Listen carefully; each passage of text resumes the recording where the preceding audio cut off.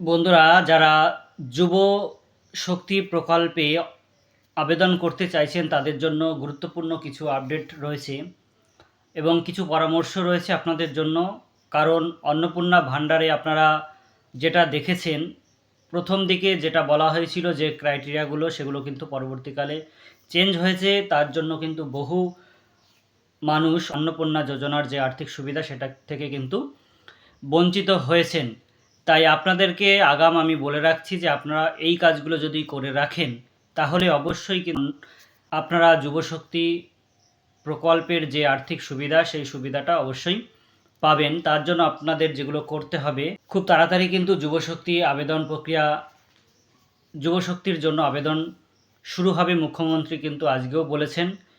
যাই হোক, আমি বলে রাখি যে ক্রাইটেরিয়াগুলো অলরেডি জানা গেছে বা বলা হয়েছে সেগুলো আপনারা মোটামুটি জানেন। তবু আরেকবার বলছি যে 21 থেকে 45 বছরের মধ্যে বয়স হতে হবে।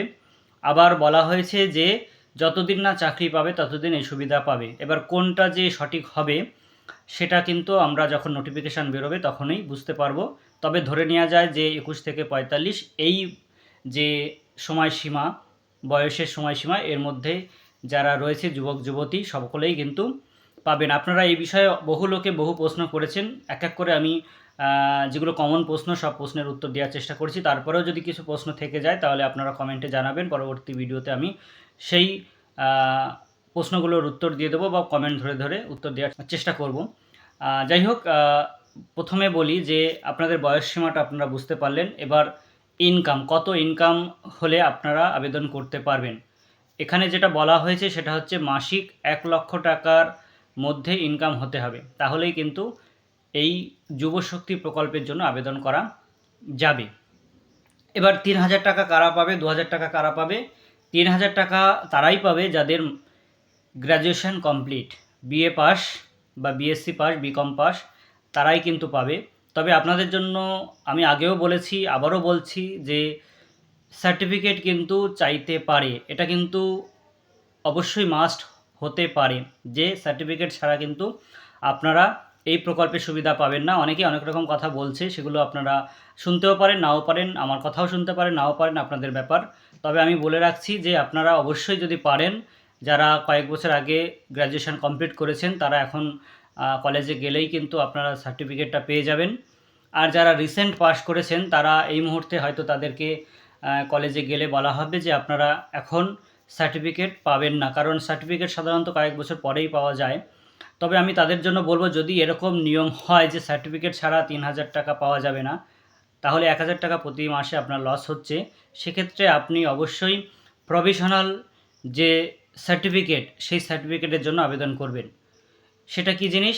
এটা হচ্ছে আমার এমার্জেন্সি কাজের জন্য সাময়িকভাবে এখনই প্রয়োজন, সেক্ষেত্রে আপনারা প্রভিশনাল সার্টিফিকেট কিন্তু সঙ্গে সঙ্গে পেতে পারেন, অথবা 1 সপ্তাহের মধ্যে কিন্তু আপনারা সামান্য কিছু টাকার বিনিময়ে এটা পেতে পারেন। যাই হোক, আপনাদের যদি এরকম ক্রাইটেরিয়া করে দেয় যে আপনাদের অবশ্যই সার্টিফিকেট ছাড়া 3,000 টাকা পাবেন না, তখন আপনারা কলেজে গিয়ে প্রভিশনাল সার্টিফিকেটটা তুলে নেবেন। আপনাদের তাড়াহুড়ো করার বা টেনশন করার কোনো কারণ নেই যে আমরা তাহলে বঞ্চিত হব, এটা ঠিক নয়। এরকম ব্যাপার নয়, আপনারা প্রভিশনাল 1 সপ্তাহের মধ্যেই পেয়ে যাবেন। আর হচ্ছে যেটা আমি বলবো যে আপনারা যেহেতু কেন্দ্র সরকারের যে নিয়ম, সেই নিয়ম অনুযায়ী কিন্তু কোনো ব্যক্তি সরকারি একটি প্রকল্পেরই আর্থিক সুবিধা পেতে পারেন। সেক্ষেত্রে আপনি যদি কোনো প্রকল্পের জন্য আবেদন করে থাকেন, এটা রাজ্য সরকারের হলেও সেই একই নিয়ম, কিন্তু যেহেতু সেন্ট্রাল এবং রাজ্য এখন কিন্তু একই সরকার দ্বারা পরিচালিত, তা সেক্ষেত্রে একই নিয়ম কিন্তু হতে পারে। তাই আপনারা যদি কোনো প্রকল্পের জন্য ইতিমধ্যে আবেদন করে থাকেন বা করবেন বলে ভাবছেন এবং তার আর্থিক সুবিধা বা বিভিন্ন দিক থেকে সুবিধা যদি এর থেকে কম হয়ে থাকে, অর্থাৎ এই যুবশক্তির থেকে কম হয়ে থাকে, তাহলে কিন্তু আমি বলবো আপনারা যারা এখনও আবেদন করেননি তারা আপাতত একটু হোল্ড করুন, ওয়েট করুন। আগে ক্রাইটেরিয়াগুলো দেখুন, যে বিজ্ঞপ্তি আসতে চলেছে যুবশক্তির জন্য সেই বিজ্ঞপ্তিটা আগে দেখুন। আর বিজ্ঞপ্তির পরেও কিন্তু চেঞ্জ হয়, অর্থাৎ আপনারা এই টোটাল প্রক্রিয়াটা আগে সম্পন্ন হয়ে যাক, তারপরে আপনারা যদি চান যে পিএম কিষাণ বলো বা আমাদের রাজ্যের যে কৃষক বন্ধু, সেটা যা খুশি আবেদন করবেন।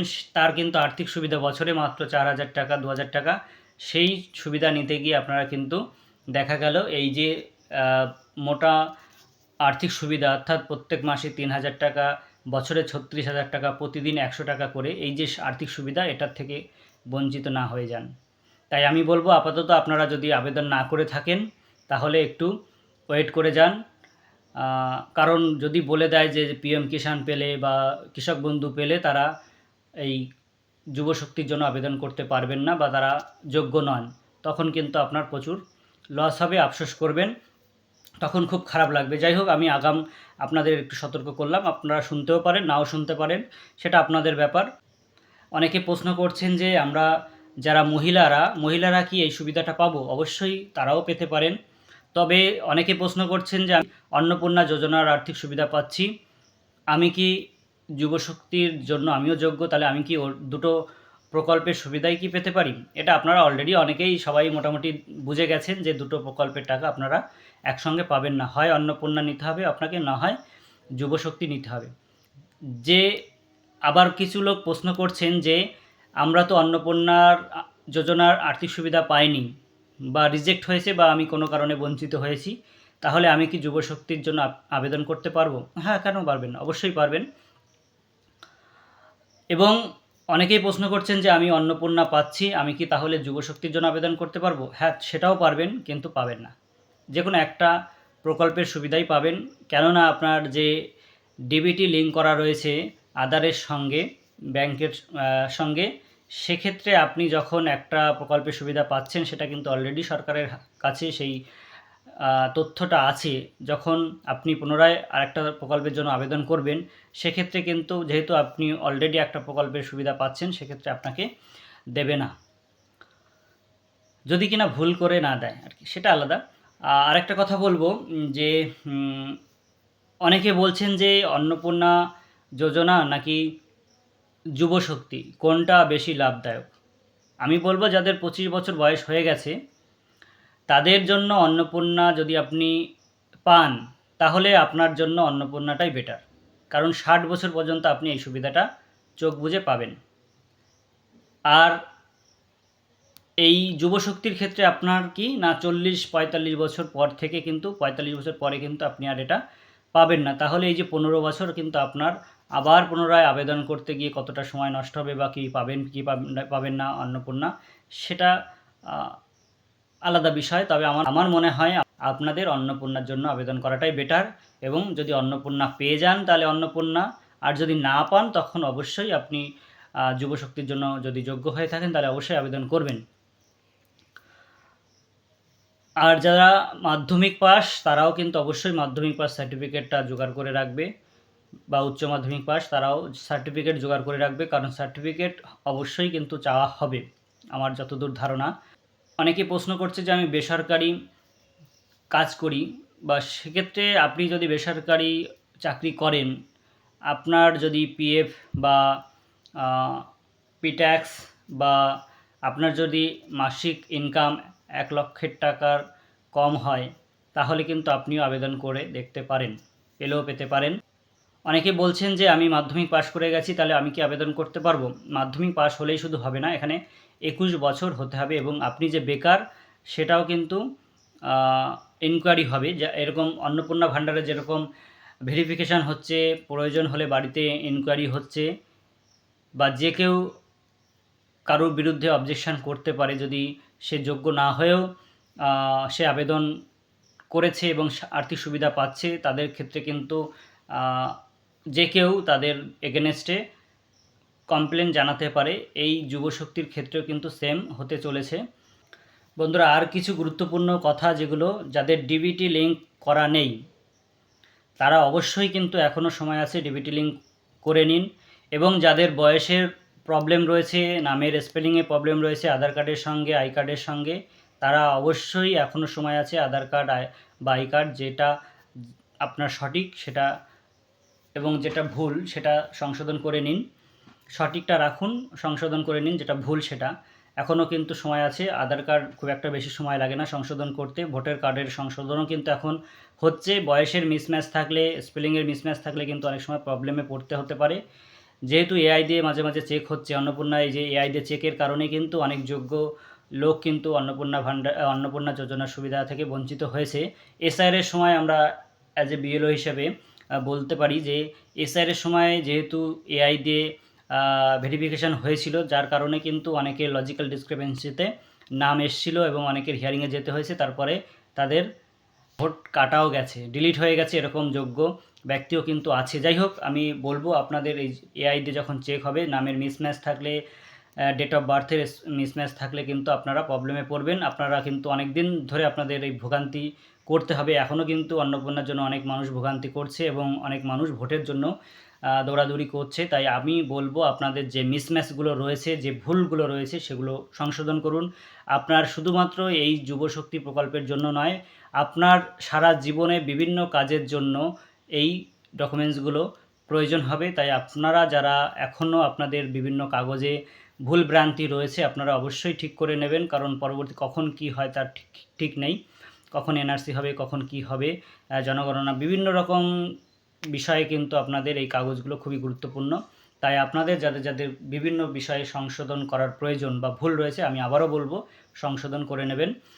আর একটা বিষয় যেটা আমি বলবো, অনেকে বলছেন যে যারা ওপেন ইউনিভার্সিটি থেকে বা ডিস্ট্যান্স মোড থেকে মাধ্যমিক পাশ করেছে বা উচ্চ মাধ্যমিক বা গ্র্যাজুয়েশন পাশ করেছে, তারা কি এর জন্য যোগ্য?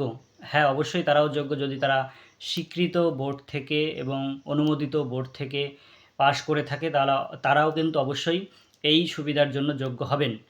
তাই যারা এখনও মাধ্যমিক পাশ করেননি, বিভিন্ন কারণের জন্য আপনাদের হতেই পারে যে আপনি পড়াশোনা ছেড়ে দিয়েছেন পারিবারিক আর্থিক অসুবিধার কারণে বা বিভিন্ন সমস্যার কারণে, এখন আপনার সুবিধা রয়েছে, আপনি সচ্ছল এবং পড়াশোনা করার ইচ্ছাও রয়েছে, আপনি অবশ্যই ভর্তি হতে পারেন। ভর্তি হয়ে আপনি কিন্তু সার্টিফিকেট নিতে পারেন এবং এই সুবিধাও পেতে পারেন। আপনার বিভিন্ন চাকরি বাকরি পরীক্ষা বা বিভিন্ন কাজেও সেই সার্টিফিকেট কিন্তু আপনি লাগাতে পারেন। যাই হোক, যারা চাইছেন এখনও পড়াশোনার মধ্যে থাকতে, তারা কিন্তু অবশ্যই এই সুযোগ সুবিধাটা নিতে পারেন। সেক্ষেত্রে আপনার রেগুলার ক্লাস করা লাগে না। যাই হোক, আপনারা সেই বিষয়টা ভেবে দেখতে পারেন। আর একাধিক প্রশ্ন, সেগুলো এখন হয়তো আমার সব মনে পড়ছে না, কিন্তু আপনারা কমেন্টে জানাবেন। যদি আমার সময় হয় বা আমি যদি সেই বিষয়টা জেনে থাকি সঠিক, তাহলে আপনাদেরকে যতটা পারি সাহায্য করার চেষ্টা করব। আর আরেকটা বিষয় বলে রাখি যে যুবশক্তি প্রকল্পের যে ফর্ম ফিল আপ, সেটা কবে হবে আপনারা অনেকেই বলছেন। আমি অলরেডি অনেক আগে বলেছি যে 22 তারিখে, অর্থাৎ 22শে জুলাই থেকে হয়তো যুবশক্তির জন্য পোর্টাল চালু হবে, অর্থাৎ আবেদন করার বা নোটিফিকেশান কিছু একটা আসতে চলেছে, আপনারা এটা ধরে নিতে পারেন। তবে যদি নাও হয়, তবে যেটা বাজেটে ঘোষণা করা হয়েছে, অক্টোবর মাস থেকে কিন্তু আপনারা টাকা পাচ্ছেন। এটা কিন্তু বাজেটে অনেক আগেই বলা হয়েছে, ঘোষণা করা হয়েছে। সেই মোতাবেক কিন্তু তার আগেই কিন্তু ফর্ম ফিল আপ অবশ্যই করা উচিত। 3 মাস যেহেতু অন্নপূর্ণার জন্য সময় দেওয়া হয়েছে, আশা করা যায় এখানে অতটা সময় না দিলেও কিছুটা সময় বা 2 মাস তো অন্তত সময় পাওয়া উচিত। এবং আপনারা যারা এই যুবশক্তির জন্য আবেদন করবেন, তারা প্রত্যেকেই শিক্ষিত, কারণ মাধ্যমিক পাশ না হলে কিন্তু আপনারা আবেদন করতেই পারছেন না। যেটা অন্নপূর্ণা যোজনার ক্ষেত্রে অনেকেই ভুল করেছেন, যে ফর্ম ফিল আপ করতে গিয়ে হয় যেখানে আবেদন করার হ্যাঁতে টিক দেওয়ার কথা হ্যাঁতে টিক দেননি, যেখানে ফিমেল হওয়ার কথা সেখানে ফিমেলে না দিয়ে মেল করা হয়েছে, বা আধার নাম্বারে ভুল রয়েছে, বা মোবাইল নাম্বার, বা পরিবারের হেড নির্বাচনের ক্ষেত্রে ভুল, বিভিন্ন রকমভাবে কিন্তু অনেকের ফর্ম রিজেক্ট হয়েছে বা সংশোধনের প্রয়োজন আছে এখন, বিভিন্ন তাড়াহুড়োর কারণে হোক বা যে কোনো কারণে হোক, তারা কিন্তু এইগুলো হয়তো অতটা বোঝেন না, তাই আপনারা অতটা চেক করেননি যখন ফর্ম ফিল আপ হচ্ছিলো। সেই জন্য হয়তো বা বিভিন্ন কারণের জন্য হয়তো আপনাদের, বা কোনো কারণে টেকনিক্যাল ফল্ট হোক, কোনো কারণে কিন্তু আপনাদের বা যারা অন্নপূর্ণার জন্য আবেদন করেছিল, তারা কিন্তু অনেকেই টাকাটা এখনও পায়নি। তাদের সংশোধনের প্রয়োজন হয়েছে। এডিট অপশান আসলে তারা সেটা মিটিয়ে নিয়ে হয়তো তারা পাবে, কিন্তু তারা অলরেডি 2-3 মাস কিন্তু বঞ্চিত হবে। তাই আপনারা প্রত্যেকেই শিক্ষিত। আমি চাইবো যে আপনারা যখন ফর্ম ফিল আপ করবেন, অবশ্যই নিজে যদি পারেন দেখে নিয়ে কীভাবে ফর্ম ফিল আপ করতে হবে, অবশ্যই আমিও দেখিয়ে দেবো যে কীভাবে ফর্ম ফিল আপ করতে হবে। আপনারা সেটা চাইলে এই প্রোফাইলটিকে ফলো করে রাখতে পারেন বা চ্যানেলটিকে সাবস্ক্রাইব করে রাখতে পারেন, আমি অবশ্যই দেখিয়ে দেবো। আরেকটা কথা হচ্ছে যে আপনারা যখন ফর্ম ফিল আপ করবেন, সাইবার ক্যাফে গিয়ে করুন আর নিজে করুন, অবশ্যই সতর্কতার সঙ্গে ফর্ম ফিল আপ করবেন। বিশেষ করে আধার নাম্বারটা যেন ঠিক দেওয়া হয়।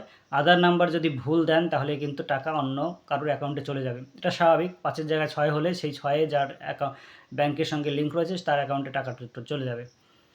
যাই হোক, এটাও কিন্তু অবশ্যই আধার নাম্বার, মোবাইল নাম্বার এবং নামের স্পেলিং বা অন্যান্য যে বিষয়গুলো অর্থাৎ আবেদন করতে চাইছেন কিনা হ্যাঁতে টিক দেবেন, অর্থাৎ যে ক্রাইটেরিয়াগুলো থাকবে আমরা সবাই জেনে যাব, তখন জানিয়ে দেওয়া হবে। তবে আমি আগাম বলছি যে অন্নপূর্ণা যোজনার ক্ষেত্রে যে ভুলগুলো মানুষ করেছে, যার জন্য এখনও তারা ভুক্তভোগী বা তারা এখনও টাকা পাননি, আপনারা অবশ্যই আগে থেকে সতর্ক থাকুন। সেই বিষয়গুলো অত্যন্ত যত্ন সহকারে ফর্ম ফিল আপটা করবেন, ভাবনা চিন্তা করে তারপরে কিন্তু ডিসিশান নেবেন।